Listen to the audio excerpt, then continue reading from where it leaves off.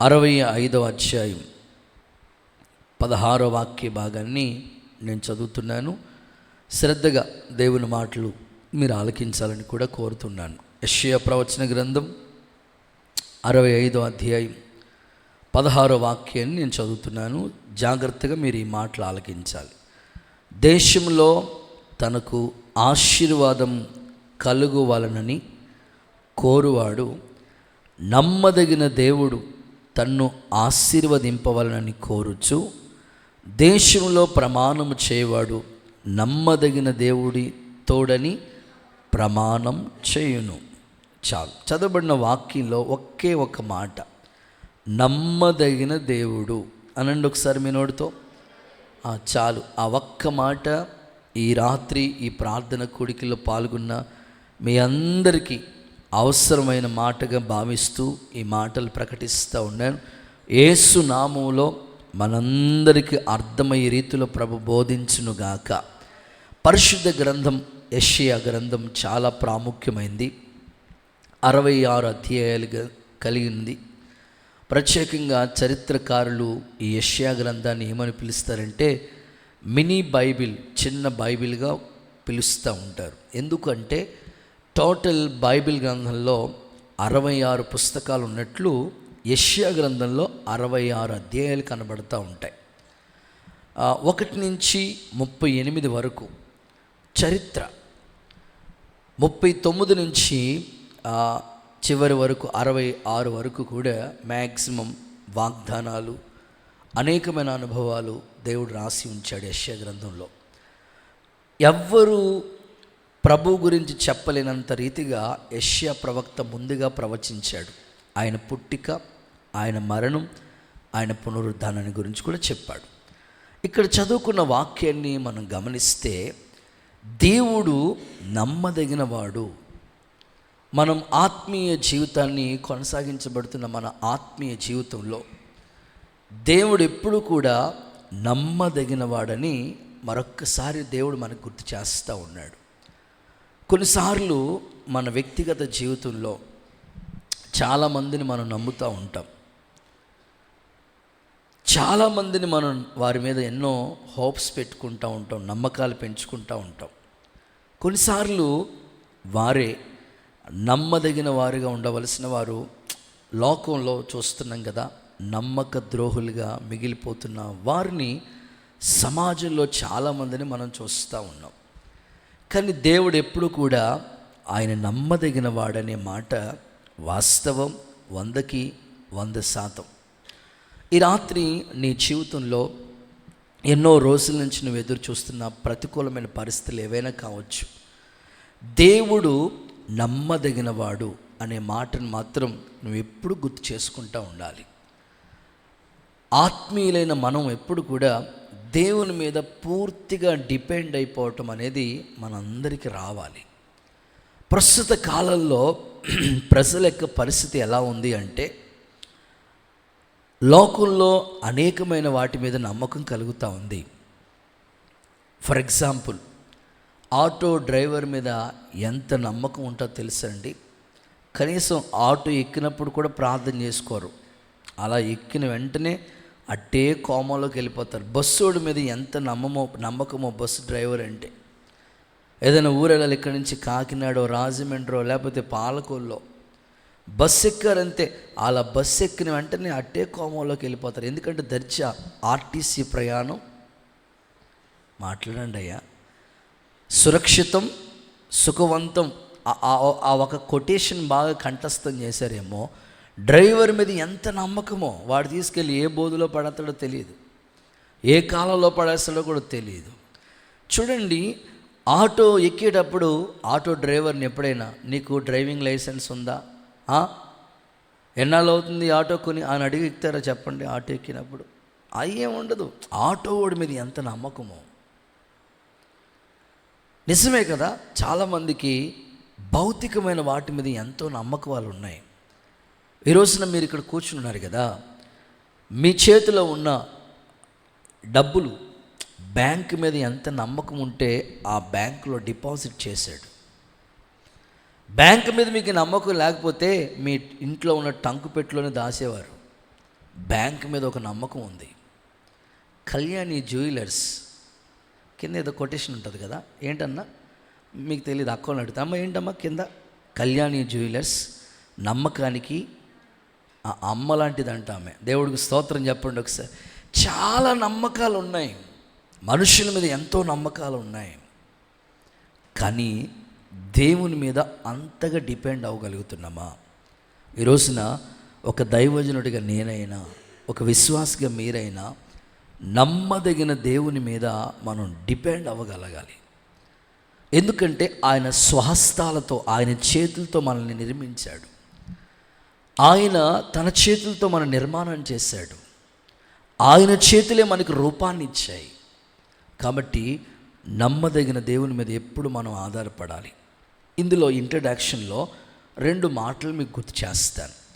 అదేమిటంటే, మిమ్మల్ని పిలిచిన దేవుడు నమ్మదగినవాడు. అంటే సేవకు వచ్చిన వాళ్ళు, సేవలో ఉన్నవాళ్ళు ఈ మాట గుర్తుపెట్టుకోవాలి ఎప్పుడు. మిమ్మల్ని పిలిచిన వాడు నమ్మదగినవాడు. నిజమే కదా? మనం ఎలా వచ్చాం సేవకి అనంటే, పిలిచిన దేవుడు నమ్మదగినవాడని నమ్మి వచ్చాం. ఈ మాట ఎప్పుడు కూడా మన హృదయంలో మెదులుతూనే ఉండాలి. ఒకసారి దైవజనులు యేసన్న గారి దగ్గరికి ఒక యవనస్తుడు సేవ చేయాలని ఆశతో వచ్చారట. వచ్చి, అయ్యగారు నేను పలానా ఊరికి సేవకి వెళ్ళాలనుకుంటున్నాను, మరి అక్కడ నేను ఒక అద్దిల్లు తీసుకుని అక్కడ సేవ ప్రారంభించాలనుకుంటున్నాను. అయితే మరి అద్దిల్లు దొరికేటట్లు, అంత మాత్రమే కాదు అయ్యగారు, ఆ అద్దిల్లుకి ప్రతి నెల రెంట్ కట్టేటట్టుగా, రూము రెంట్ కట్టేటట్లుగా ప్రార్థన చేయండి అని అడిగారంట. సరే, ఈ పిల్లోడు కొత్తగా సేవకి వెళ్తున్నాడు ప్రభా, నువ్వు అన్ని విధాలుగా తోడుండండి అని చిన్న ప్రార్థన చేసి పంపిస్తుంటుంటే, ఆ పిల్లోడు మళ్ళీ డౌట్ వచ్చి, అయ్యగారు మరి ఈ రూమ్కి రెంట్ దేవుడు కడతాడంటారా? ప్రతి నెల కడతాడంటారా? ఒకవేళ నా సామాన్లన్నీ రోడ్డు మీద పడేస్తూ ఉంటుంటే ఊరోళ్ళందరూ వచ్చి ఇలా ప్రశ్నిస్తూ ఉంటారేమో అని అపనమ్మకం వస్తుంది అయ్యగారు అనని ప్రశ్నించాడంట. ప్రశ్నించిన వెంటనే అయ్యగారు చెప్పారంట, నీ ఇంటి అద్దె కట్టలేని దేవుడి గురించి నువ్వేం చెప్తావు సమాజానికి వెళ్ళి? నువ్వు సేవకను వెళ్దాం అనుకుంటున్నావు కదా, నీ ఇంటి రెంట్ కూడా కట్టలేని దేవుని గురించి నువ్వేం చెప్పగలవు? అందుకని దేవుడు కట్టడానికి సమర్థుడు, ఆయన చేయగలిగిన వాడిని నువ్వు నమ్మితేనే కదా 10 మందికి ఆయన నమ్మకాన్ని గురించి చెప్పవచ్చని ఆయన పిలుపుని మరొక్కసారి దైవజనులు గుర్తు చేశారంట. ఆమేనని చెప్పండి ఒకసారి.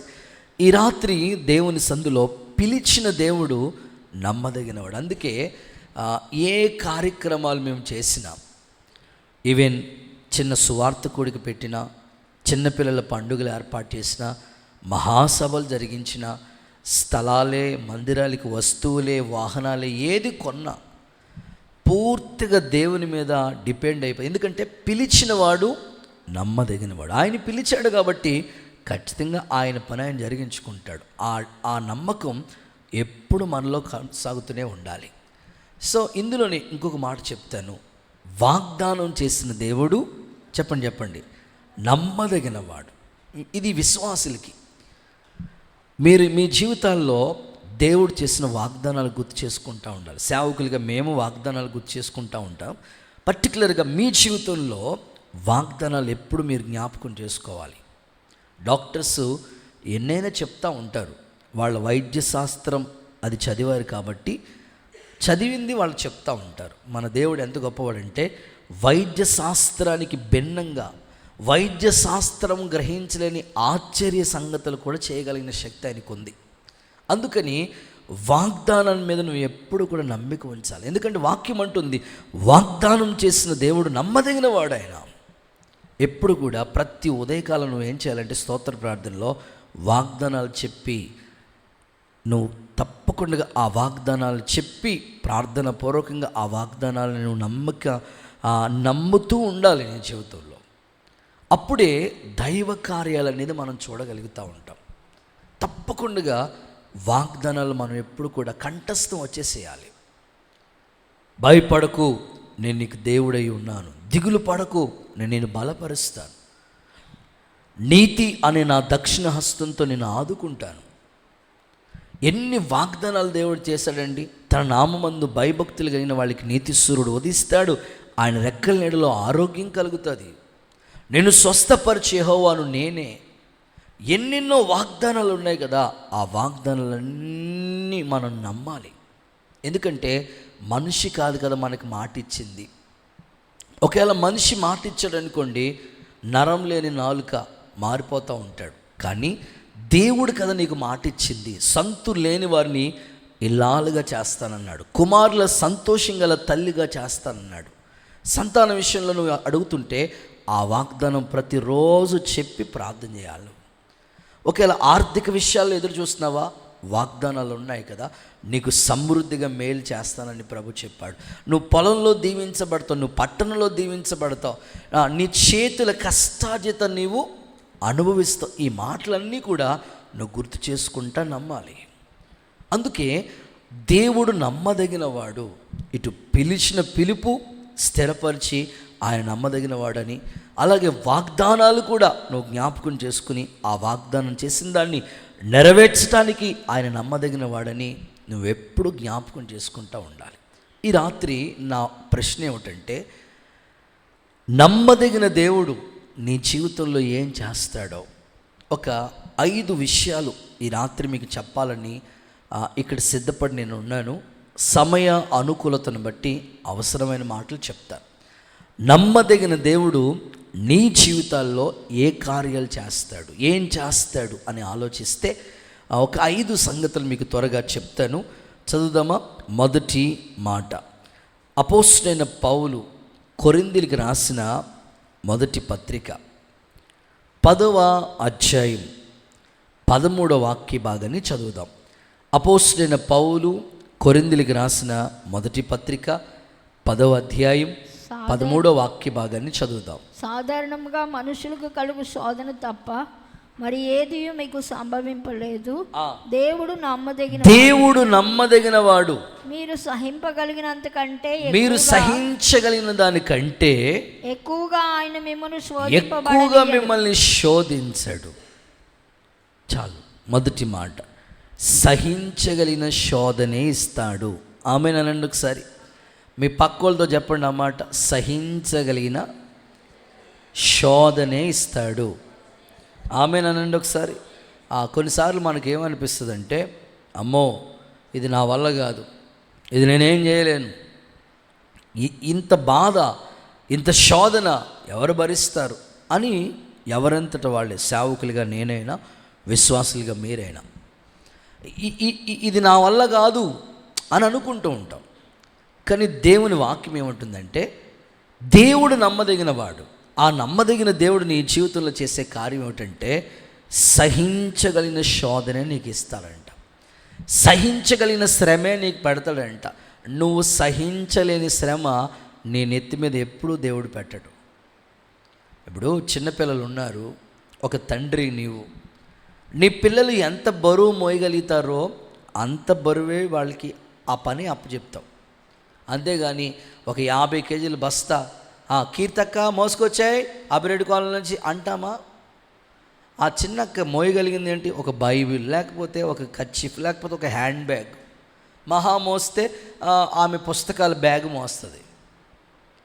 ఇంకా వాళ్ళ అమ్మగారు ఒకవేళ క్యారేజ్ తీసుకురమ్మా అంటే ఒకవేళ క్యారేజ్ మోసుకొస్తుంది. ఆ పాప కెపాసిటీ అది. ఆ తల్లి కావచ్చు, లేకపోతే ఆ తండ్రి కావచ్చు, ఆ పాప ఎంత మోయగలుగుతుందో ఆ బరువే పెడతారు. సామాన్యమైన తల్లిదండ్రులైన మనమే పిల్లలు ఎంత మోయగలుగుతారో అంత బరువు పెడతా ఉంటుంటే, మరి సాక్షాత్తు ప్రభు నువ్వు ఎంత కెపాసిటీ నీకుందో అంత శ్రమే నీకు అనుమతిస్తాడు దేవుడు. నువ్వు సహించగలవు, నువ్వు భరించగలవు, అంతే నీకు అప్పగిస్తాడు. ఇప్పుడు ఫర్ ఎగ్జాంపుల్ ఒక యేసు ప్రభు చెప్పిన ఉపమానం చెప్తాను. తలాంతుల గురించి ప్రభు మాట్లాడాడు కదా. తలాంతుల గురించి ప్రభు మాట్లాడి ఏమన్నారు? ఒక ఆయనకి 5 తలాంతులు ఇచ్చాడు. చెప్పండి. మరొక ఆయనకి 2 తలాంతులు ఇచ్చాడు. మరొక ఆయనకి 1 తలాంతు ఇచ్చాడు. దేవుడు ఏమన్నా అన్యాయస్తుడా? అట్లన రాదు. దేవుడు అన్యాయం చేయటం అసంభవం. కల్లో కూడా మనం అనుకోకూడదు. దేవుడు ఎప్పుడు న్యాయవంతుడే. మరి ఎందుకు ప్రభు ఒకడికి 5, ఒకడికి 2, ఒకడికి 1 ఇచ్చా ప్రభు అంటే అక్కడ వెరీ క్లియర్గా రాస్తుంది, వాని సామర్థ్యం చెప్పునిచ్చాడు. అంటే ఎంత కెపాసిటీతో పనిచేయగలుగుతాడో అంతే బాధ్యత దేవుడు అతనికి అప్పగించాడు. అక్కడితో అయిపోయింది. దేవుడు సామర్థ్యం చెప్పునిచ్చేసాడు. ఓకే, ఇక్కడ కూడా ప్రభు నీతో అంటున్నాడు, నేను నమ్మదగిన వాడిని కాబట్టి ఎంత సహించగలను, నువ్వు ఎంత భరించగలవో అంత శ్రమే దేవుడు నీకు అనుమతిస్తున్నాడు. అంతేగాని నువ్వు సహించలేని, భరించలేని శ్రమ ఎప్పుడు నీకు అనుమతి ఇవ్వడు. యేసు నామములో దేవుడు నిన్ను ధైర్యపరచునుగాక. గట్టిగా ఒకసారి ఆమెనండి. యేసు ప్రభువునే మీకు ఎగ్జాంపుల్గా చెప్తాను. యేసయ్య సిలువను సహించెను అనే మాట చూస్తాం. విశ్వాసమునికి కర్త, దాన్ని కొనసాగించే యేసు ప్రభు మన ఎదుట ఆల్రెడీ ఆయన సిలువను సహించాడు. సిలువ అంటేనే ఒక అడ్డకొయ్య, నిలువు కొయ్య. సిలువ అంటేనే శ్రమ, సిలువ అంటేనే భారం. అది ఆయన ఆల్రెడీ భరించాడు కనుకనే నీకు కూడా ఆయన ఒక మాదిరి ఉంచి వెళ్ళి చెప్తున్నాడు, నువ్వు ఎంత సహించగలవో, ఎంత భరించగలవో ఆ శ్రమే నీకు అనుమతి ఇచ్చాడు ప్రభు. అంతేగాని ఇది నాకెందుకు దేవుడు ఈ శ్రమ పెట్టాడు అని నువ్వు కృంగిపోకూడదు. బైబిల్ ఏమంటుందో తెలుసా? శ్రమ దినాన ఒకవేళ నువ్వు కృంగిపోతేనంట చాతగాని వాళ్ళుగా మిగిలిపోతామంట. మనం ఎప్పుడు శ్రమ వచ్చినప్పుడు కృంగిపోకూడదు. మనం ఎంత సహించగలమో, ఓకే ఇది నాకు దేవుని అనుమతి లేకుండా ఒక తల వెంట్రుక కూడా రాలదని చెప్పాడు కదా ప్రభు, ఇది ఆయన అనుమతి ద్వారానే నాకు ఈ శ్రమ అనుమతి ఇచ్చాడు. ఈ శ్రమలో నేను దేవుణ్ణి స్తుతిస్తాను. శ్రమ వెనకాల దాచిన ఆ మేలైన వాటిని నాకు దేవుడు ఇస్తాడు అని నువ్వు భరించి సహించుకుని ఎదురు చూడగలిగితే ఖచ్చితంగా సహించగలిగిన శ్రమలో దేవుడిని నిలబెట్టునుగాక. ఒకసారి అందరూ ఆమెన్ చెప్పండి. స్టెఫెను ఒకసారి చెప్తారు మీ నోటితో, ఏం పేరు ఆయన పేరు? స్టెఫెన్. స్టెఫెను జీవితాన్ని ఒకసారి చూడండి. రాళ్లతో కొడతా ఉన్నారు. కొట్టే వాళ్ళ వైపు చూడాలి వాస్తవంగా, అలా కాదు కదా. స్టెఫెను కొట్టే వాళ్ళ వైపు చూడలేదు కానీ శ్రమలో దేవుణ్ణి చూస్తున్నాడు. ఆకాశం వైపు కన్నులెత్తి చూశారట. ఆకాశం వైపు కన్నులెత్తి ఆ శ్రమలో ప్రభువును చూస్తూ వచ్చిన స్టెఫెన్, ఆ శ్రమ భరించిన స్టెఫెన్కి ఒక అద్భుతం ఏంటంటే, ఆ శ్రమ వెనకాల ఆ శ్రమ భరించిన తర్వాత సౌలు పౌలుగా మారాడు. ఎవరైతే శ్రమ పెట్టారో అదే సౌలు పౌలుగా మారాడు. ఒకప్పుడు సౌలు ఎవరు? హింసకుడు కదా, దూషకుడు కదా, హానికరుడు కదా. ఈ శ్రమకు ఈ యొక్క స్టెఫెన్ నిలబడటాన్ని బట్టి తన వెనకాల పౌలు ఒక హింసకుడుగా ఉన్న వ్యక్తి, హానికరుడుగా ఉన్న వ్యక్తి మార్పు చెందటానికి ఆ శ్రమ కారణమైంది. దేవునికి మహిమ కలుగునుగాక. మీకు బాగా అర్థం అవటం కోసం ఒక మాట చెప్తాను. చేతులు చాపి ఒకసారి హల్లెలూయా అని చెప్పండి. యాకోబు పత్రికలో చూడండి ఈ మాట. యాకోబు పత్రిక 5వ అధ్యాయం 11వ వాక్యం చూడండి ఒకసారి. యాకోబు పత్రిక 5:11. సహించిన వారిని ధన్యులు అనుకొనుచున్నాం. సహించిన వారిని ధన్యులు అనుకుంటున్నాం కదా. మీరు యోబు యొక్క సహనాన్ని గురించి వినలేదా? ఆయన ఎంతో జాలి కనికరం గలవాడని మీరు తెలుసుకుని ఉన్నారు. అక్కడ చూడండి, సహించిన వారు ధన్యులని అనుకుంటున్నారు కదా. యోబు యొక్క సహనాన్ని చూడండి. అంటే యోబు ఒక ఎగ్జాంపుల్గా మనకి ఇక్కడ యాకోబు గారు గుర్తు చేస్తున్నారు. సహించిన వారమైతే ఆయనతో కూడా ఏలుబడి చేస్తాం, సహించిన వారు ధన్యులు అవుతారు. ఇక్కడ ఏమని మాట్లాడుతానంటే, యోబు యొక్క సహనాన్ని గురించి మీరు విన్నారు కదా. వింటండి, చాలాసార్లు చదివాము. యోబు గారిని చాలా సందర్భాల్లో గుర్తు చేసుకున్నామండి. ఓకే, సహించిన వారైతే మీరు ధన్యులు. యోబు జీవితంలో ఆర్థికంగా ఏమన్నా కొరత ఉందో చెప్పండి? లేదు. ఊజు దేశంలోనే అలాంటి వ్యక్తి లేడు. అదృష్టవంతుడిగా ఉన్న యోబు, భయభక్తులు కలిగిన యోబు, యథార్థత కలిగిన యోబు. మరి ఇలాంటి వ్యక్తికి దేవుడు ఎందుకు శ్రమ అనుమతించాడు? ఎందుకు శ్రమను అనుమతించాడు? యోబులు ఏమైనా లోపాలు కనబడుతున్నాయంటే, భార్య వచ్చి కూడా దూషించినా కూడా దేవుణ్ణి నోటితో ఒక్క మాట కూడా అనలేని యథార్థవంతుడు యోబు. వినయ భయభక్తులకి ఒక నిలువెత్తు నిదర్శనం యోబు. ఒక శాంపిల్ తండ్రి, ఒక తండ్రి అంటే ఎలా ఉండాలో సమాజానికి చూపించాడు యోబు. అరుణోదయంనే లేచి పిల్లల కోసం ప్రార్థన చేసే తండ్రులు ఎక్కడ ఈరోజు? అంత మంచి తండ్రిగా యోబు కనబడతా ఉన్నాడు. ఇలాంటి భక్తిపరుడని యోబుకి దేవుడు శ్రమ ఎందుకు అనుమతించాడు? బైబిల్ చెప్తుంది కదా, శోధింపబడిన మీదట నేను సువర్ణం. సహించితే నువ్వు ధన్యుడిగా మారాలి. ఇప్పుడు షడ్రక్ మేషక్ అబేద్నెగోలు ఉన్నారు. అగ్నిగుండం దేవుడు ఎందుకు అనుమతించాలి వాళ్ళకి అంటే, దానియేలు దేవుడే, షడ్రక్ మేషక్ అబేద్నెగోలు దేవుడే పూజారుడని రాజుకు తెలియాలి. అలా తెలియపరచడం కొరకే దేవుడు వాళ్ళని అక్కడ వాడుకుంటూ వచ్చాడు శ్రమలో. దేవునికి మహిమ కలుగునుగాక. ఈ రాత్రి ఒకటే మీకు చెప్తున్నాను, నమ్మదగిన దేవుడు నీ జీవితంలో చేసే కార్యం ఏంటో తెలుసా? నువ్వెంత సహించగలవో, ఎంత భరించగలవో ఆ శ్రమనే దేవుడు నీకు అనుమతిస్తాడు. ఇప్పుడు అబ్రహాముకి పిల్లలు లేరు, అదొక కొరత. దేవుడు పరీక్షించాడు, ఇచ్చాడు. ఇచ్చిన తర్వాత కూడా పరీక్షిస్తూ ఉన్నాడు. నాకు చాలా ఆశ్చర్యం అనిపిస్తూ ఉంటుంది. ఇవ్వలేనప్పుడైతే ఆ పరీక్షలో మనం నిలిచాము, మరి ఇచ్చిన తర్వాత కూడా పరీక్ష అంటే అది కొంచెం కష్టమైందే. దేవుడు ఒకప్పుడు ఏమీ లేకుండా చేస్తాడు, ఆశీర్వాదం ఇచ్చినప్పుడు కూడా పరీక్షిస్తాడంట. ఆయన పరిచర్య ఇచ్చి కూడా దేవుడు మనల్ని పరీక్షిస్తాడంట. తలాంతులు ఇచ్చి కూడా దేవుడు పరీక్షిస్తూ ఉంటాడు. ఇది నా పని కోసం వాడుతున్నారా లేదా, ఈ పరిచర్య చేస్తున్నారా లేదా అని దేవుడు మనల్ని పరీక్షిస్తూ ఉంటాడంట. ఈ రాత్రి మిమ్మల్ని మీరు ఒక్కసారి మనసు పెట్టుకుని ఆలోచించండి. మీకు వచ్చిన శ్రమను గురించి కుమిలిపోవద్దు, కృంగిపోవద్దు. నువ్వు సహించగలిగిన శ్రమే దేవుడు నీకు అనుమతిస్తున్నాడు.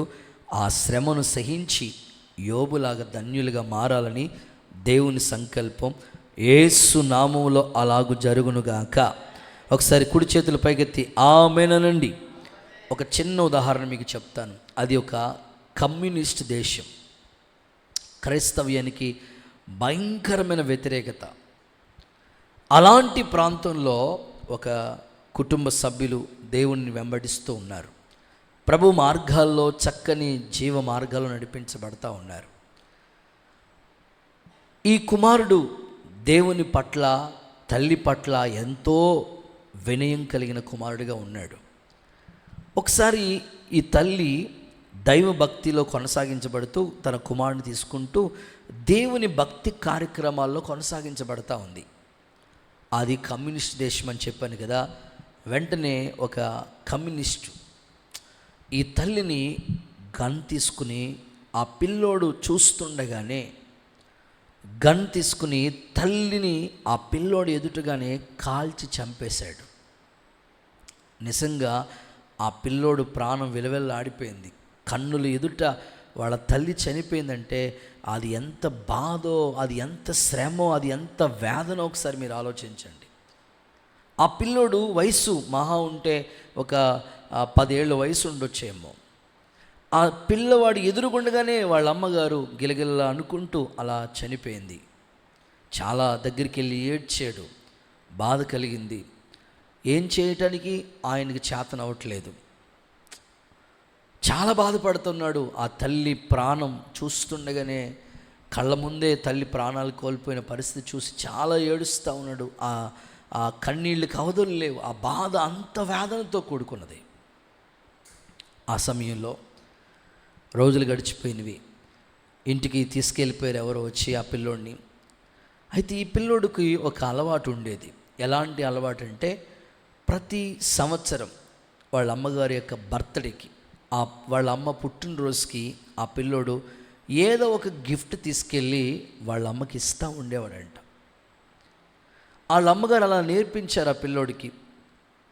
ప్రతి బర్త్డేకి వెంటనే గుర్తు చేసుకుని, ఈరోజు అమ్మ పుట్టినరోజు, తల్లి కదా, నాకు జన్మనిచ్చింది కదా, ఆమె రుణాన్ని ఎలా తీర్చుకోగలను, ఏదో ఒకటి చిన్న బహుమానం అని ఆ పిల్లోడి దగ్గర ఉన్నది ఏదో తీసుకుని వెళ్ళి చిన్న గిఫ్ట్గా ఇచ్చి చిన్నగా ఇచ్చి సంతోషం హ్యాపీ న్యూ ఇయర్ చెప్పి వచ్చేవాడంట ఆ పిల్లోడు.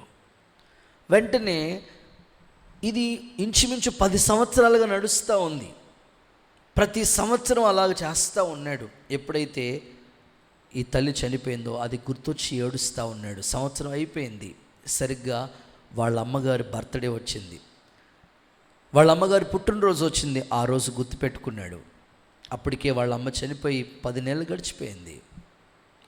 ఈరోజు అమ్మ పుట్టినరోజు కదా, నేను గిఫ్ట్ ఇవ్వటానికి అమ్మ ఎక్కడుంది? ఇప్పుడు ఉంటే పట్టుకెళ్ళి అమ్మకి గిఫ్ట్ ఇచ్చేవాడు. అది గుర్తు చేసుకుని ఏడుస్తూ ఉన్నాడు. బాధ వస్తుంది, ఆ దుఃఖంతో విలపిస్తూ ఉన్నాడు. అయ్యో మా అమ్మ ఉంటే అమ్మకి తీసుకెళ్ళి గిఫ్ట్ ఇచ్చేవాడిని, లేదు కదా అని ఆ పిల్లోడు మనసంతా కూడా, హృదయం అంతా కూడా బాగా చాలా ఆవేదనతో గురైపోయాడు. సరే ఈరోజు ఎలాగైనా సరే ఏదో ఒకటి గిఫ్ట్ ఎవరికి ఇవ్వాలి నేను అనుకుని చిన్నగా ఆ గదిలోకి వెళ్ళి ప్రార్థన చేసుకోవటం మొదలుపెట్టాడు.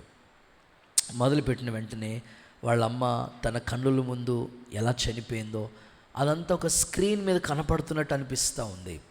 వెంటనే లోపల నుంచి బయటకు వచ్చి ఒక చిన్న గిఫ్ట్ తీసుకెళ్ళి ఆ కమ్యూనిస్ట్ దేశంలోనే వాళ్ళ అమ్మని ఎవరైతే చంపారో, వాళ్ళ అమ్మని ఎవరైతే గన్ తీసుకుని షూట్ చేసి చంపేశారో ఆ వ్యక్తి దగ్గరికి వెళ్ళాడు.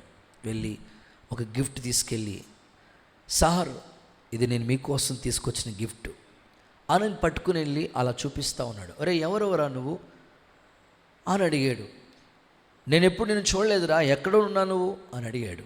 అడిగితే సార్ మీరు నాకు తెలుసండి, నేను మీకు తెలియకపోవచ్చు కానీ మీరు నాకు తెలుసండి. అరే నేనేమో నీకేమైనా ఉపకారం చేశానా, నాకు అట్టుకొచ్చి గిఫ్ట్ ఇస్తున్నావురా నువ్వు అని అంటే, లేదు సార్ మీరేమో నాకు ఉపకారం చేయలేదు, కానీ మా అమ్మ పుట్టినరోజుకి ప్రతి సంవత్సరం నేను ఒక గిఫ్ట్ తీసుకెళ్ళి ఇస్తూ ఉండేవాడిని. మరి మీ అమ్మకి ఇవ్వచ్చు కదా, మా అమ్మ ఉంటే కదయ్యా ఇచ్చేది, ఏమైంది? మీ చేతులతోనే మా అమ్మని నిర్దాక్షిణ్యంగా నా కన్నులతో చూస్తున్నప్పుడు మీరు గన్ తీసుకుని కాల్చి చంపేశారు. ఒరే ఇలాంటి మూర్ఖుడికి నువ్వు గిఫ్ట్ ఇవ్వాలనే మనసు ఎలా వచ్చిందిరా నీకు అని అడిగాడు ఆ కమ్యూనిస్ట్. వెంటనే ఆ పిల్లోడు చెప్తున్నాడు, మా అమ్మ నాకు నేర్పించిందండి, పగ మనసులో ఉంచుకోవద్దన్నది, ఎంత శ్రమైనా సహించుకోమన్నది.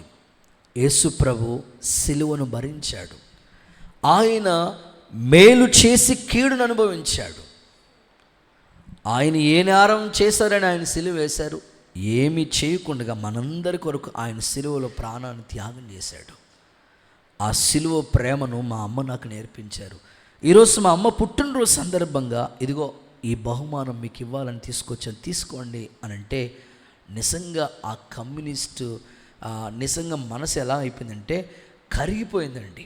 ఇంత క్రూరుడు మూర్ఖంగా ప్రవర్తించే వ్యక్తి, అరే బాబు నువ్వు నమ్మిన దేవుడు గొప్పోడురా అనుకుని ఆ కమ్యూనిస్టు అక్కడికక్కడ యేసు ప్రభుని ఒప్పుకున్నాడంట రక్షకుడిగా. అందరూ చప్పట్లు కొడుతూ సరే యేసయ్యకి మహిమ చెల్లిద్దామా? చూడండి, ఈ సందర్భం నేను మీకు ఎందుకు చెప్పానంటే ఆ పిల్లోడు సహించుకోవడాన్ని బట్టి ఒక కమ్యూనిస్ట్ మారాడండి. ఈరోజు నీవు నేను మనకొచ్చే శ్రమలు పోలిస్తే ఆ పిల్లోడితో పోలిస్తే మనకి పెద్ద శ్రమలేమీ కావు. ఇప్పటి కాల శ్రమలు ఎనతగినవి కానే కాదు. ఒకవేళ చిన్న చిన్నవి, ఎంతో చదువుకుని ఉన్నావు, ఉద్యోగం లేదు, అదొక శ్రమ. అన్నీ ఉన్నాయి, ఆర్థికంగా కొన్ని ఇబ్బందులు ఉన్నాయని ఒక శ్రమ, భర్త మారలేదని ఒక శ్రమ, ఒకవేళ పిల్లలు పుట్టలేదని ఒక శ్రమ, లేకపోతే అనుకున్నట్లుగా సాధించలేదు అనే ఒకవేళ శ్రమలు నువ్వు ఉన్నవేమో. నువ్వు ఎంత సహించగలవో అంతే నీకు అనుమతిస్తున్నాడు. ఈ విషయాన్ని గుర్తుపెట్టుకుని నమ్మదగిన దేవుని మీద ఆధారపడు. సహించగలిగిన శోధనలో దేవుడిని నిలబెట్టునుగాక, భక్తుల్ని శోధనలోంచి విడిపించునుగాక, ప్రభు సహాయము చేయునుగాక. ఓకే, రెండో మాటలకు వస్తున్నాను. సెకండ్ వన్, నమ్మదగిన దేవుడు నీ జీవితంలో ఏం చేస్తాడు చదువుదామా? యోహాను రాసిన మొదటి పత్రిక 1వ అధ్యాయం 9వ వాక్యం చదవండి ఒకసారి. యోహాను రాసిన మొదటి పత్రిక 1వ అధ్యాయం 9వ వాక్య భాగాన్ని చదువుదాం. మన పాపములను మన పాపములను మనం ఒప్పుకున్న ఎడల ఆయన నమ్మదగినవాడు నీతిమంతుడు గనుక ఆయన మన పాపాలని క్షమించి సమస్త దుర్నీతి నుండి మనల్ని పవిత్రులుగా చేయును. చాలు. రెండవది, దుర్నీతి నుండి మనల్ని పవిత్రులుగా చేస్తాడు. ఆయన నమ్మదగిన వాడు కాబట్టి మన పాపాలు మనం ఒప్పుకుంటే చాలు. ఆయన నమ్మదగిన వాడు కాబట్టి నీకు చేసే ఉపకారం ఏంటో తెలుసా? ఆయన నీ జీవితంలో చేసే కార్యం ఏంటో తెలుసా? దుర్నీతి నుండి నిన్ను పవిత్రతలోకి తీసుకొస్తాడు. క్రైస్తవ్యం అంటే అదే కదండి. దేవుణ్ణి నమ్ముకున్నాను అంటే ఏంటనుకుంటున్నారు? దుర్నీతి నుండి నీతి మార్గంలోకి రావటమే, పాపి పరిశుద్ధుడిగా మార్పు చెందటమే, అవిశ్వాసి విశ్వాసంలోకి రావటమే, చీకటి సంబంధులు వెలుగుగా మారటమే. అసలు దేవుళ్ళలోకి వచ్చాము అంటే అర్థం ఏంటో తెలుసా? నీలోనికి దుర్నీతి ఎక్కడ ఉండకూడదు. దుర్నీతిలో నుండి పవిత్రతలోనికి రావాలి. ఆయన నమ్మదగిన దేవుడు నీకు చేసే కార్యం అది. ప్రస్తుతం సమాజం అంత స్థితిని చూస్తూ ఉంటుంటే ఎక్కడ చూసినా దుర్నీతి కనబడతా ఉంది, అవినీతి కనబడతా ఉంది, అన్యాయానికి అనేక స్థలాలు చోటు చేసుకుంటున్నాయి. కానీ దేవుని పిల్లలుగా మన జీవితంలో నమ్మదగిన దేవుడు నీకు చేసే కార్యం ఏంటో తెలుసా? నిన్ను మాత్రం ఆ దుర్నీతి వైపు వెళ్లకుండా పవిత్ర మార్గంలోనే నడిపిస్తూ ఉంటాడు. అది ఏదైనా సరే, అదొక చిన్న వ్యాపారమా, చేతి పనా, లేకపోతే దైవికమైన కార్యక్రమంలో నువ్వు వెళుతున్నప్పుడు నీతోటి స్నేహితులు నిన్ను మరలా వెనక్కి లాగి నీ ట్రాక్, నీ మార్గాన్ని తప్పించడం కూడా వాళ్ళు ప్రయత్నించవచ్చు. కానీ నీ మనసులో ఒకటి ఉండాలి. ఏంటో తెలుసా? నమ్మదగిన దేవుడు నన్ను ఖచ్చితంగా దుర్నీతిలో నుండి పవిత్రలోకి తీసుకొస్తాడు. క్రైస్తవ్యం అంటే ఇది ఒక మంచి పవిత్రమైన మార్గం. ప్రభువే మనకు ఒక మార్గాన్ని చూపించి వెళ్ళాడు, మాదిరి ఉంచి వెళ్ళాడు. ఎప్పటికీ ఎన్నటికీ కూడా అదే మార్గంలో నుంచి మనం ముందుకు వెళ్ళాలి, కానీ అదే మార్గంలోనికి వెనక్కి ఎప్పుడు వెళ్ళకూడదు. ప్రభు ఏమన్నాడు తెలుసా? నా గట్టి మీద చేపట్టి వెనక్కి తిరిగి చూస్తే నాకు పాత్రుడు కాడు అన్నాడు ప్రభు. అందుకని ఈ దుర్నీతి మార్గం నుంచి పవిత్రమైన మార్గంలోనికి మనం వెళ్ళాలి. బైబిల్లోంచి కొన్ని సందర్భాలు మీకు చెప్తాను. దేవుని యందు ఏ దుర్నీతి లేదండి. దుర్నీతి వలన సత్యాన్ని మార్గంలోంచి ప్రజలంట తప్పిపోతున్నారంట. ఇంకొక మాట ఏమని రాస్తుందంటే, మీ అవయవాలు దుర్నీతికి సాధనాలుగా పనిచేయకూడదు అన్నాడు. ఇందులో ఒక వ్యక్తిని మీకు పరిచయం చేస్తాను. ఆయన గురించి చదివితే చాలా విచిత్రంగా ఉంటుంది. ఫిలిప్పు అనే ఒక దైవజనుడు ఆ ప్రాంతానికి వెళ్ళాడు. అది ఒక సమరయ పట్టణం. విచిత్రం చెప్పన, ఆ ఊరిలో సేవకుడు అడుగు పెడితే పట్టణం అంతా సంతోషం అంట. సాధారణంగా ఆ ఊరికి ఎవరైనా పెద్ద ఎమ్మెల్యే లేకపోతే సీఎం గారు ఎవరైనా వస్తున్నారనుకోండి, ఊరంతా కూడా హడావుడాడుగా ఉంటుంది. కానీ సమరయ పట్టణానికి ఫిలిప్పు అనే దైవజనుడు వస్తూ ఉంటుంటే పట్టణం సంతోషంగా ఉందండి. పట్టణం అంతా సంతోషిస్తూ ఉన్నారు. చాలా ఆనందం. దైవజనుడు రావటమే ఆనందంగా వాళ్ళు ఫీల్ అవుతూ వచ్చారు. అయితే ఆయన సువార్త విత్తనాలు తీసుకుని సువార్త విత్తనాలు జల్లాడండి.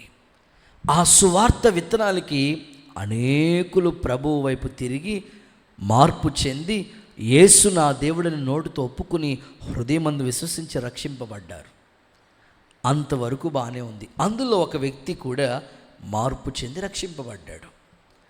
రక్షింపబడటం వాస్తవమే, బాప్తిసం తీసుకోవటం వాస్తవమే, కానీ హృదయం మాత్రం సరిగ్గా లేదు. వెంటనే అక్కడ కొన్ని సంభవాలు, కొన్ని అనుభవాలు, యోహాను గారు, ఆ తర్వాత పేతురు గారు ఎవరి మీద చేతులు ఉంచితే వాళ్ళు పరిశుద్ధ ఆత్మతో నింపబడుతున్నారు. అనుకున్నాడు ఈ వ్యక్తి, నేను కూడా ఈ వరం ఏదో సంపాదించుకుంటే భలే ఉంటుంది, డబ్బు పెట్టి దేవుని వరాన్ని సంపాదించుకుందామని ప్రయత్నిస్తాడు. దైవజనులు చెప్తారు, ఇది డబ్బు పెట్టి సంపాదించుకుంటే వచ్చేది కాదు, దేవుడు ఇవ్వాలి. అక్కడ చెప్పి ఒక మాట, గారడీ సీమోను గురించి ఒక మాట చెప్తున్నారు చూడండి. అపోస్తుల కార్యాల గ్రంథం 8వ అధ్యాయం 23 వాక్యాన్ని చూడగలిగితే, ఘోర దుష్టత్వంలోను దుర్నీతి బంధకంలోను. అపోస్తులు 8:23, నీవు ఘోర దుష్టత్వంలోను దుర్నీతి బంధకాల్లో ఉన్నట్లుగా నాకు కనబడుచున్నది. ఏమండి, పేతురు యోహానులు చెప్తున్న మాట చూడండి. గారడి సిమోనికి ఏమో ఫిలిప్పు సువార్త చెప్పాడు, రక్షింపబడ్డాడు. రక్షింపబడిన తర్వాత సరైన సహవాసం లేక ఈ గాడి సిమోన్ మ్యాజిక్లు చేసుకుంటా ఉన్నాడు, జిమ్మిక్లు చేసుకుంటా ఉన్నాడు, హృదయం సరిగ్గా లేదు. వెంటనే పేతురు యోహాను చెప్తున్నారు, నువ్వు దుర్నీతి బంధకాల్లో ఉన్నట్లు మాకు కనబడతా ఉంది.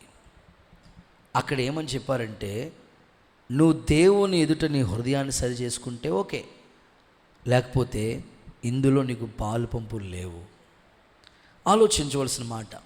కొన్నిసార్లు మన జీవితంలో కూడా మన మంచి మార్గంలోనే వెళ్ళిపోతాం, కానీ స్నేహితులు, ఇతరులు దుర్నీతి మన మార్గాన్ని తప్పించేటట్లుగా వాళ్ళు ఉంటారు.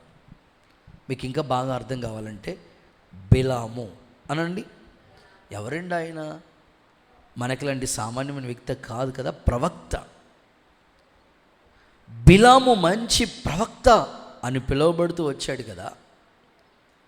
ఈ బిలాము ప్రవక్త ఒకసారి బాలాకు అనే రాజు బిలాము దగ్గరికి కొంతమంది మనుషులు పంపించి, ఇశ్రాయేల్ ప్రజలు వాళ్ళను శపించాలని చెప్తాడు. బిలాము ఏమంటాడంటే, సరేనండి చెప్తాను నేను ఏదైందని ప్రార్థన చేసుకుంటాడు. దేవుడు వద్దంటాడు, పంపించేస్తాడు. బాబు నేను శపించను, నేను ప్రవక్తను కాబట్టి ఆశీర్వదించడానికి వచ్చాను కాబట్టి నేనైతే శపించను అన్నాడు. రెండోసారి మరలా జనాల్ని పంపించాడు, మరలా డబ్బు పంపించాడు, కుదరదు అన్నాడు. మరి మూడోసారి ఏమైందో తెలియని మనసు మార్చుకుని చెప్పబెట్టకుండా అంతే గాడిదికి అన్నీ రెడీ చేసుకుని ప్రయాణం చేస్తా వెళ్ళిపోతా ఉన్నాడు. విచిత్రమైన మాట చెప్పిన, బిలాముకి గాడిద బుద్ధి చెప్పిందండి. ఎప్పుడు మాట్లాడలేని గాడిద ఏంటి ఇలా మాట్లాడుతుంది? గాడిద నాతో మాట్లాడుతుంది ఏంటి? కొంచెం కూడా ఆలోచన లేదు. ఎందుకంటే దుర్నీతి బంధకాల్లోకి వెళ్ళిపోయాడు బిలాము. ఎందుకని అంటే, బిలామును గురించి రాయబడిన మాట ఏంటో తెలుసా? దుర్నీతి వలన కలిగే బహుమానాన్ని ఆశించాడంట. మీరు చూడండి, ఆ మాట చదివిస్తాను. పేతురు రాసిన 2వ పత్రిక 2వ అధ్యాయం 16వ వాక్యం విందాం.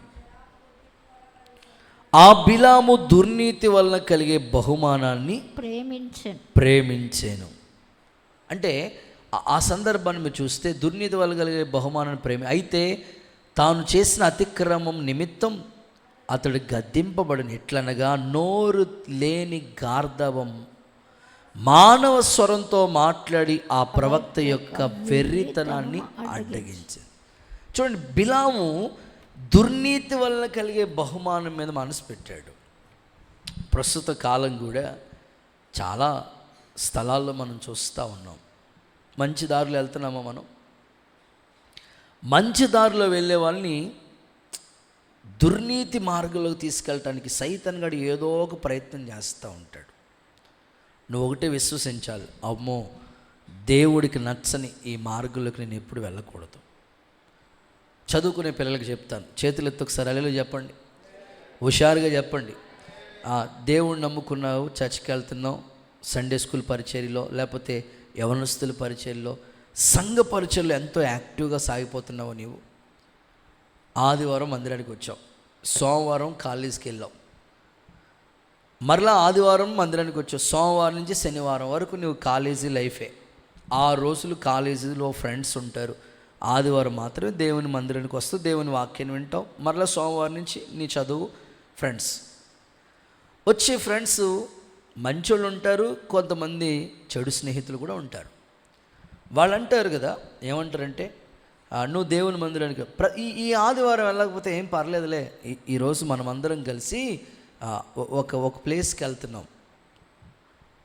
టూరిస్ట్ ప్లేస్కి వెళ్తున్నాం, విహారయాత్రకు వెళ్దాం, రావాలి మాతో అంటారు.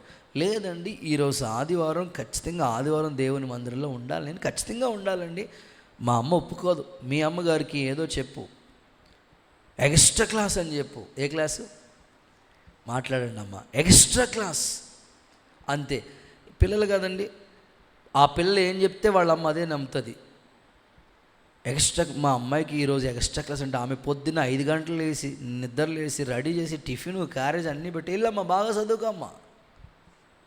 కానీ ఈ పాప ఎక్స్ట్రా క్లాస్ కాదు, రూట్ మారిపోయింది. దుర్నీతి వైపుకి స్నేహితులు కొన్నిసార్లు మార్చొచ్చు. ఇది చదువుకునే పిల్లలకి, ఉద్యోగాలు చేసే స్థలాల్లో పనిచేసే వాళ్ళకి. సైతాను గాడు ఏదోలాగా నిన్ను తప్పించాలి, నీ యథార్థతను తప్పించడం కోసం ఏదో ఒక ఆశ చూపిస్తూ ఉంటాడు.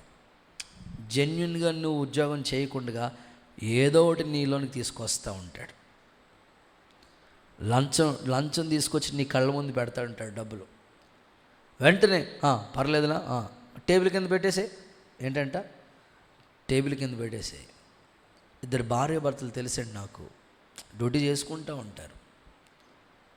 వాళ్ళు చేసే ఉద్యోగాల్లో తనతో పాటు పనిచేసే వాళ్ళు అందరూ ఇంకా అదే మార్గంలోకి వెళ్తూ ఉంటారు. కానీ ఆ భార్యాభర్తలు ఇద్దరు చాలా సందర్భాల్లో చెప్పారు వారు, అన్నయ్య మా కన్నులు ఎదుటే ఇలాంటివి ఎన్నో జరుగుతూ ఉంటాయి. టేబుల్ కింద పెడతా ఉంటారు, మాకు కనపడకుండా, అందరికీ కనపడకుండా జాగ్రత్తగా తీసేసుకోండి, ఏం పర్లా. కానీ మేము వాక్యాన్ని భయపడతాం అన్నయ్య. ఈరోజు దైవజనుడిగా నేను చెప్తున్నాను, నీ భక్తిలో నిన్ను తప్పించడానికి ఎన్నో ప్లాన్స్ చేస్తూ ఉంటాడు సైతాన్ గాడు. బిలాం అంత ప్రవక్తనే రూట్ మార్చేశాడు కదా. అందుకని నమ్మదగిన దేవుడు దుర్నీతిలోకి వెళ్ళిపోకుండా నిన్ను నిజంగానే పవిత్రతలోకి తీసుకొస్తాడు. బిలాం నిజంగా దుర్నీతికి వెళ్ళిపోతుంటే గాడిద ద్వారా చెప్పి మరలా వెనక్కి తీసుకొచ్చి ఆ తర్వాత బిలాము ప్రవచిస్తేనండి నిజంగా ఇశ్రాయేలు ప్రజలు విడుదల పొందిన సందర్భాలు బైబిల్లో మనం చూస్తాం. దేవునికి స్తోత్రం కలుగును గాక. గట్టిగా హల్లెలూయా చెప్పండి. సో ఎందుకు చెప్తున్నానంటే, తప్పకుండా మన రూట్ మారిపోకుండా దైవికమైన క్రమంలోనే మనం నడిపించబడదుము గాక. మీరు అడగవచ్చు, అన్నయ్య నేను దుర్నీతి వైపుకి వెళ్ళను అన్నయ్య, నీతి మార్గంలోనికి వెళ్తాను, నాకు వచ్చేది ఏంటి, నాకు ఒరిగేది ఏంటి అని అన్నారనుకోండి. ఒక మాట చదివిస్తాను. ఎబ్రీ పత్రిక 1వ అధ్యాయం 9వ వాక్యం చదవండి ఒకసారి. నీవు నీతిని ప్రేమించావు, దుర్నీతిని ద్వేషించావు, అందుచేత దేవుడు నీ చేతుల్లో ఏం చేత తెలుసా, నీ తోటి వారి కంటే నిన్ను హెచ్చించినట్లు ఆనంద తైలముతో నిన్ను అభిషేకించాడు. చప్పట్లు కొడుతూ ఒకసారి యేసయ్యకి మహిమ చెప్తారా? నీ తోటి వారి కంటే దేవుడు నిన్ను నిజంగానే హెచ్చిస్తూ ఉంటాడు. మీ పక్క వాళ్ళకి షేక్ అని చెప్పండి, నీ తోడి కోడల కంటే. మీ తోడి కోడలు ఎక్కడది? పక్క వాళ్ళకి షేక్ అని చెప్పండి. మీ అత్తగారి కంటే, మీ ఆడబడుసు కంటే, మీకు అన్నయ్యలు ఉంటే మీ అన్న కంటే, మీ తమ్ముడి కంటే, మీ స్నేహితుడి కంటే దేవుడిని ఎప్పుడు ఇచ్చిస్తాడు తెలుసా? నువ్వు నీతినే ప్రేమించాలి. ఆమె చెప్పండి ఒకసారి, హల్లెలూయా చెప్పండి. ఒక ఆయన పెద్ద పాస్టర్ గారి దగ్గరికి వచ్చారంట. మీరు ఎలాంటివి వింటారు కదా, నాకు బాగా తెలుసు. చెవులు అప్పుడే తెలుసుకుంటారన్నమాట. ఏంటి చెప్పండి పాట గారు అలా అంట. పెద్ద ఆయన దగ్గరకు ఒక ఆయన వచ్చారంట. ఆయన చెప్పారంట, దేవుణ్ణి నమ్ముకుంటే సినిమాలు మానేయాలి,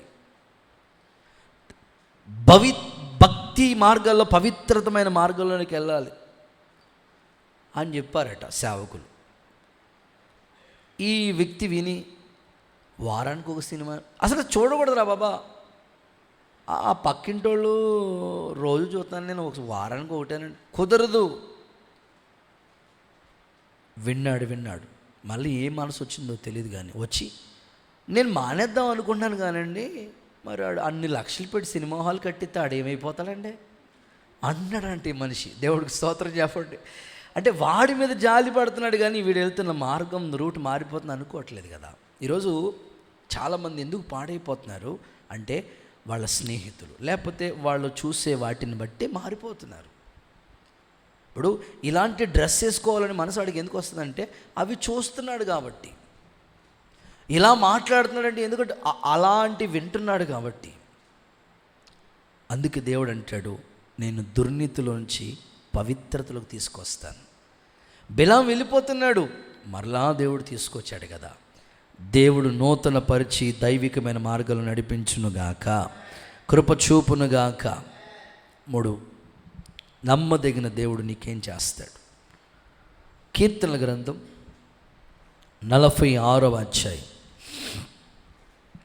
1వ వచనం మనందరికీ కంఠస్థ వాక్యం కదా ఇది, రాదా? దేవుడు మనకి ఆశ్రయమును దుర్గమునై ఉన్నాడు, అదిగో ఆపదలో నమ్ముకోదగిన సహాయకుడు. ఆమెనంటారు ఒకసారి, హల్లెలూయా. సో 3వదిగా నమ్మదగిన దేవుడు ఏం చేస్తాడు తెలుసా? ఆపదలో సహాయం చేస్తాడండి. కష్టకాలమందు రక్షకుడు అయిన, ఆపదలో నమ్ముకోదగిన సహాయకుడు. ఓకే, ఆపదలో నమ్ముకోదగిన సహాయం ఆయన ఒక్కడే. కొన్నిసార్లు మనకి ఆపద వస్తుంది, ఎవరింటికో లేదా తెలిసిన వాళ్ళనో పొరిగింటికో బంధువులను అడుగుతాం. ఆ ఆపద గట్టెక్కేసిన తర్వాత మళ్ళీ ఏదో ఒక ఆపద వచ్చిన తర్వాత మళ్ళీ వాళ్ళు మనకు సహాయపడకపోవచ్చు. కానీ ఆపదలో నువ్వు నమ్ముకోదగిన సహాయకుడు ఎవరైనా ఉన్నారంటే ఆయన పేరు యేసు. దేవునికి స్తోత్రం కలుగునుగాక. ఖచ్చితంగా నీకు ఆపదలు ఆయన సహాయపడతా ఉంటాడు. పౌలుకి ఎన్ని రకాల ఆపదలు వచ్చినాయో తెలుసండి. బైబిల్లో ఒక మాట ఉందండి, ఏ మాట తెలుసా? నీతిమంతులకు కలుగు ఆపదలు. మాట్లాడాలి ఒకసారి. నీతిమంతులకు కలిగే ఆపదలు. కొంతమంది ఏమనుకుంటారంటే నీతిగా ఉంటే, నిజాయితీగా ఉంటే ఏ ఆపద రాదనుకుంటారు. కాదు కాదు, నువ్వు ఎంత జెన్యున్గా ఉన్నా, ఎంత యథార్థంగా ఉన్నా నీకు ఆపద తీసుకొస్తాడంట. తీసుకొచ్చి ఆపద వచ్చేసి నేను విడిచిపెట్టదరా? కాదు కాదు, ఆపదలోంచి కూడా తప్పిస్తాడు. నీతిగా ఉన్న వాళ్ళకి కలిగే ఆపదలు అనేకమైనవి. ఇప్పుడు కయ్యను హేబేలు ఉన్నారు.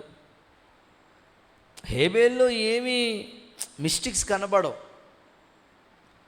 కానీ ఆపద ఎదురైంది. నీతిమంతుడే.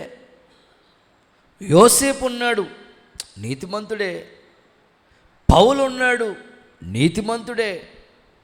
నీతిమంతులు కలిగే ఆపదలు అనేకమైనవి. మీరు అనుకోవచ్చు, మీరు ఇంత భక్తి చేస్తాం, ఇంత సమర్పించుకున్నాము, అలంకరణ కూడా తీసేశాను, ప్రతి ఆదివారం తెల్లని వస్త్రాలు తీసుకొని వస్తున్నాను, ప్రతి దైవికమైన ఆచారాలన్నీ మానేశాను, దేవుడా దేవుడా అన్న నాకు కూడా ఎందుకండి అయ్యగారు ఈ ఆపదలు అని అనుకోవచ్చు. నీతిమంతులు కలిగే ఆపదలు అనేకమైనవి. వచ్చిన ఆపదలు విడిచిపెడతాడా? కాదు కాదు, ఆపదలోంచి తప్పిస్తాడంట దేవుడు. మీరు ఆ మాట చదవండి. 34వ కీర్తన 19వ వచనం చూడండి. కంఠస్థ వాక్యం వచ్చేసేయాలి మీకు ఈ మాట.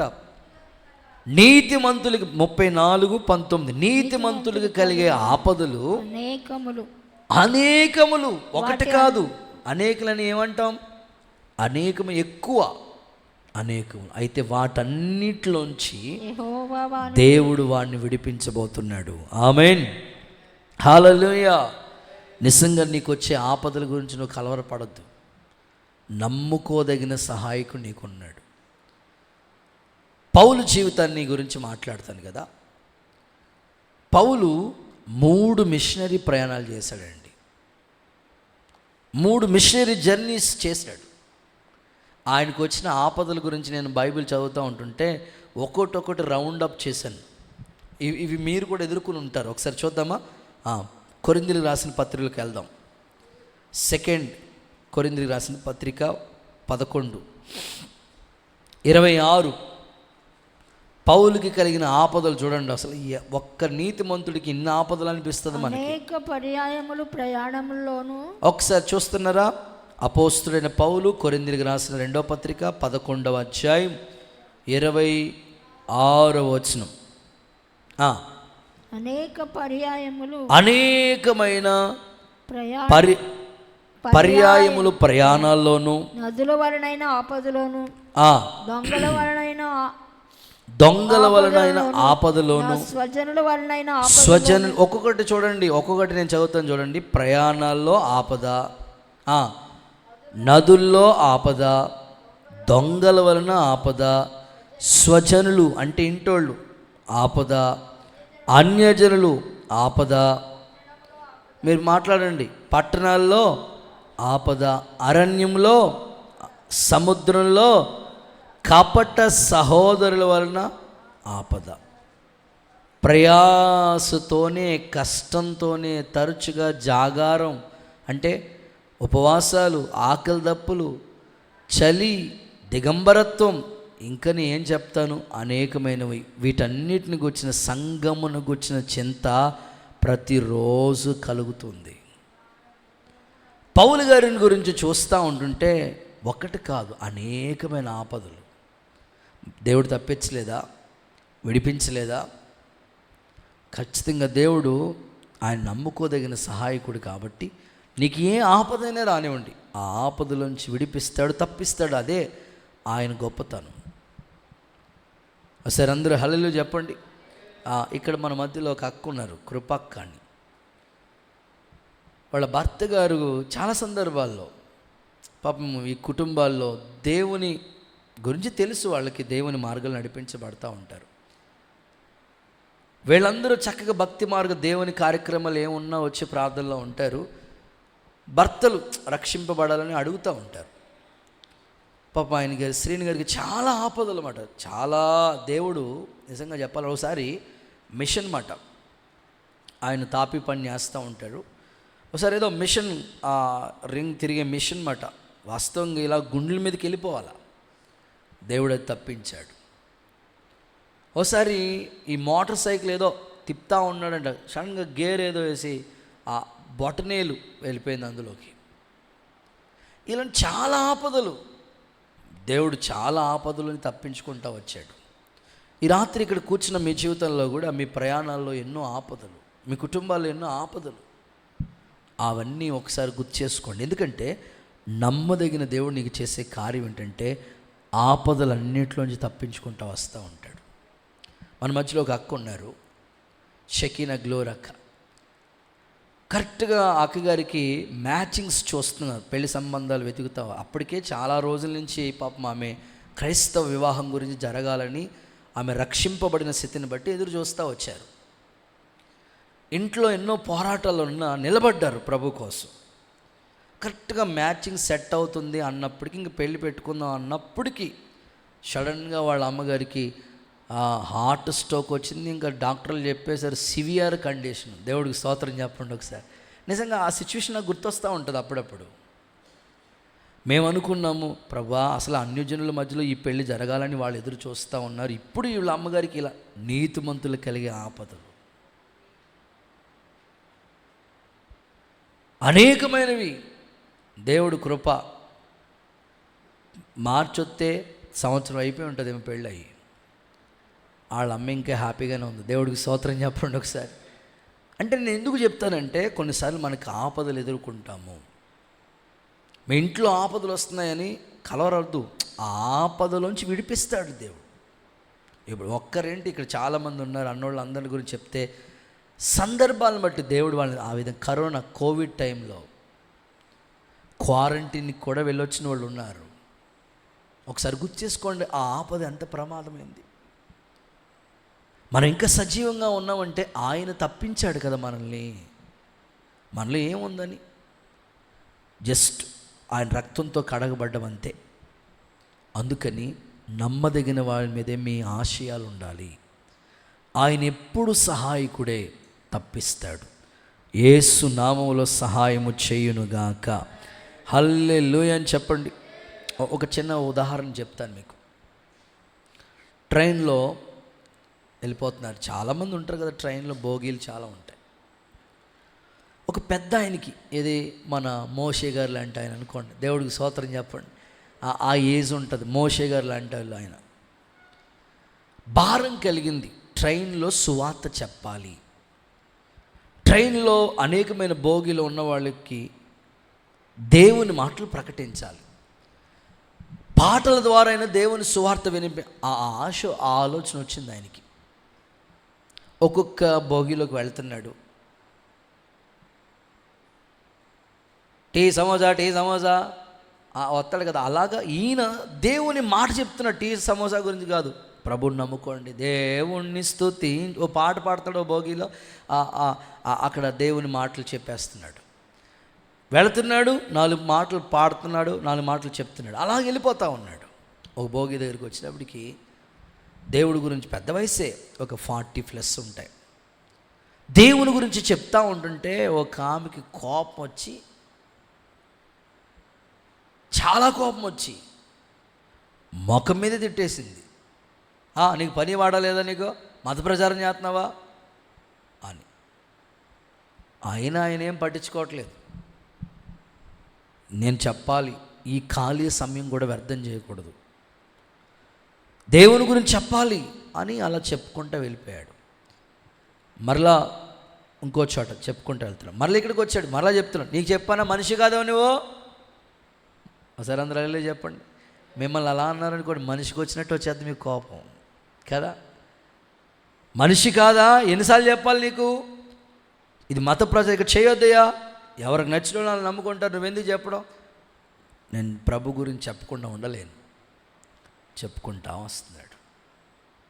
ఇంకా ఆమెకి ఉగ్రత్వం, కోపం వచ్చేసింది, నిజంగా కొట్టేసినంత కోపం వచ్చేసింది ఆమెకి. అక్కడి నుంచి మళ్ళీ ముందుకెళ్ళాడు, మళ్ళీ వచ్చాడు ఈ భోగిలోకి, మళ్ళీ అక్కడ చెప్తా ఉన్నాడు ప్రభు గురించి.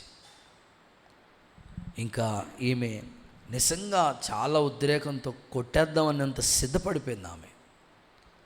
ఆ టైంలో ఒక చిన్న పిల్లోడు వచ్చి, అమ్మా ఆయన్నేం అనొద్దు, ఆ యేసుప్రభువే పంపించాడమ్మా ఆయన్ని అన్నాడంట. ఆ పిల్లోడు సైలెంట్ అయిపోయిందండి. వాళ్ళమ్మ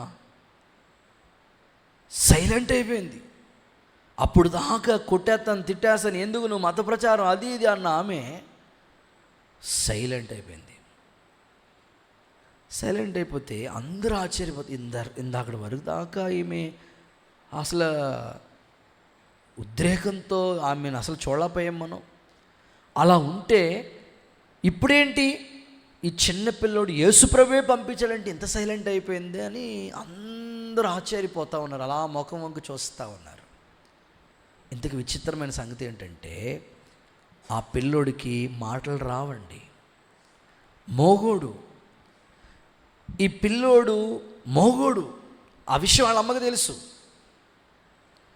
ఎప్పుడైతే ఈ సువార్త మాటలు, పాటలు ఆ పిల్లోడు ఆలకిస్తూ ఉన్నాడు, వినుట వలన విశ్వాసం కలు, వాక్కుని పంపి స్వస్థపరుస్తానన్నట్లుగా ఆ పిల్లోడికి ఒక నమ్మకం కలిగింది.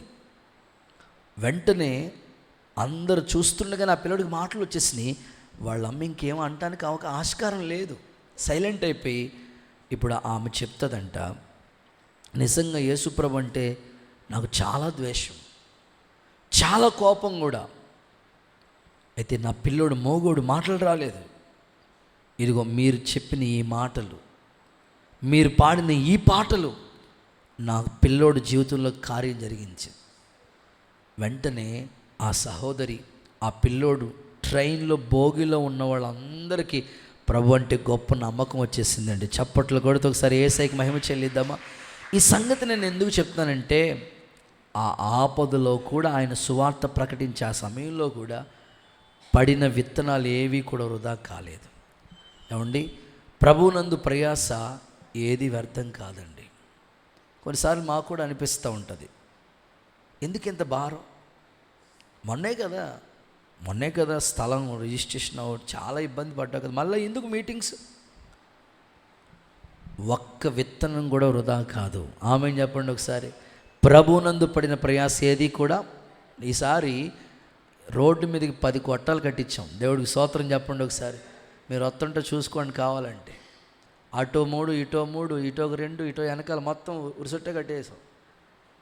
ఏదో మాట పట్టుకుంటుంది. ఆపదలో ఖచ్చితంగా దేవుడు నమ్ముకోదగిన సహాయకుడు అండి. మనం నమ్మటమే. ఈ మాటలు మన జీవితంలో క్రియ చేస్తుంది. ఎవరు ఎదురు చూస్తున్నారో, ఎవరు ఆశతో ఎదురు చూస్తున్నారో వాళ్ళకి ఖచ్చితంగా దేవుడి సహాయం అందునుగాక. నమ్మదగిన సహాయకుడని వాళ్ళు రుచి చూసి తెలుసుకుందురుగాక. వారి కష్టకాలంలో రక్షకుడుగా ప్రభు నిలిచి ఉండునుగాక. నమ్మదగిన దేవుడు ఖచ్చితంగా సహాయపడతాడు. ఇంకొక 2 మాటలు రెఫరెన్స్లు ఇచ్చి ముగించేస్తాను. ఓకే, 4వ మాట తిమోతికి రాసిన 2వ పత్రిక 2వ అధ్యాయం 13వ వాక్యం. తిమోతికి రాసిన 2వ పత్రిక 2వ అధ్యాయం 13వ వాక్యం. మనము నమ్మదగన వారము అయినను, మనము నమ్మదగని వారమైనను ఆయన నమ్మదగిన వాడు. మరేం చేస్తాడు ఆయన? ఆయన తన స్వభావానికి విరోధముగా ఏమీ చేయడు. చాలు. 4వది, విరోధముగా ఏమీ చేయడు. ఆమేనండి ఒకసారి. ఆయన స్వభావమే ప్రేమ, జాలి, దయా, కనికరం. ఆయన సాత్వికుడు, దేన మనసు గల. ఆయన స్వభావానికి ఎప్పుడు విరోధంగా ఏమి చేయడంట. ఆయన నమ్మదగినవాడు. ఫర్ ఎగ్జాంపుల్, నినేవే పట్టణస్థులు బహుఘోరంగా ప్రవర్తించారు దేవుని దృష్టికి. యోనాని పంపించాడు. వాస్తవంగా ఆ పరిస్థితిలో నినేవే పట్టణం ఘోరంగానే ఉంది. రూట్ మారిపోయింది. యోనా వేరే వాడెక్కాడు, చాలా తుఫాను వచ్చింది, అవన్నీ మనకు తెలుసు. చాప కడుపులో మొర్రపెట్టాడు. తిరిగి మళ్ళీ యోనా ప్రకటన చేయడానికి వెళ్ళాడు. యోనా ప్రకటన విని నినేవే పట్టణస్థులు, రాజుగారు, పిల్లలు, పశువులు అందరూ ఉపవాసం, ఫాస్టింగ్ ప్రేయర్ చేయటం ప్రారంభించారు. వాస్తవంగా ఆ యొక్క నినేవే పట్టణాన్ని నాశనం చేయాలి. కానీ ఆయన స్వభావానికి విరోధంగా ఏమీ చేయడు. యోనా అక్కడ సువార్త ప్రకటించారు. యోనా సువార్త ప్రకటన ద్వారా ఆ ప్రాంతం, పట్టణం రక్షింపబడింది. దేవునికి మహిమ కలుగును గాక. దేవుడు నమ్మదగిన వాడండి. మోషే కొండ మీద ఉన్నాడు, రావటం ఆలస్యమైంది. ఈ లోపల కింద సైన్యం అంతా కూడా విగ్రహారాధన వైపు వెళ్ళిపోయారు. మోషే కోపం వచ్చేసింది. ఏంటి ప్రజలు ఎలా చేశారు? దేవుడు కూడా ఏంటి ప్రజలు ఎలా చేశారు? మరలా మోషే దేవుని సందులో అడ్డుపడతాడు. ప్రభా, వీళ్ళ పేర్లు జీవగ్రంథంలో ఉండాలయ్యా, నా పేరైనా తీసే కానీ వీళ్ళు మాత్రం ఉండాలయ్యా. ఆయన స్వభావానికి ఎప్పుడు విరోధంగా ఏమీ చేయలేదు. ప్రభు నీ జీవితంలో నీకు అన్యాయం చేస్తున్నాడు అనుకోవద్దు. దేవుడు అన్యాయం చేయటం అసంభవం. నీకు సమస్తము మేలు కలుగుటకై సమకూడి జరుగునుగాక.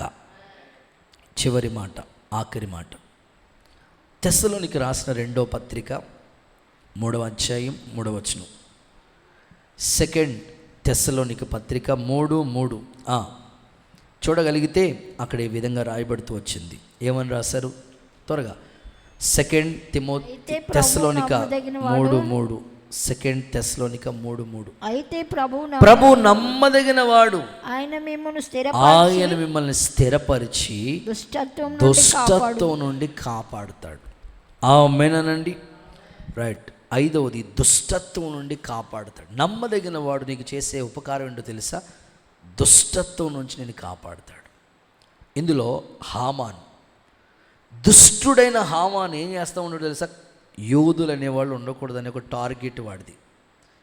విచిత్రం చెప్పనా, ఎంత ప్లాన్ చేసుకున్నా చివరికి హామానికి నష్టం కలిగింది. మర్దుకైకి మాత్రం ఏమి జరగల. మర్దుకై ప్రధానమంత్రి అయిపోయాడు. ఒకటి, సాతాను గాడు ఎప్పుడు కూడా ఏం చేస్తూ ఉంటాడంటే దుష్టత్వంలోకి నేను తీసుకెళ్ళాలనుకుంటాడు. కానీ దేవుడు ఆ దుష్టత్వంలోంచి నిన్ను ఎప్పుడు కాపాడుతూనే ఉంటాడు. నిన్ను స్థిరపరచాలనేది ఆయన ఉద్దేశం. తప్పకుండా దుష్టత్వంలోకి వెళ్ళిపోకుండా దుష్టుడు వేసే అగ్ని బాణాలని కూడా దేవుడు ఆర్పివేసి అన్ని జనులకి వెలుగుగా, సూచనగా దేవుడిని నియమించి నమ్మదగిన దేవుడిగా ఆయన ప్రత్యక్షమై నడిపించునుగాక.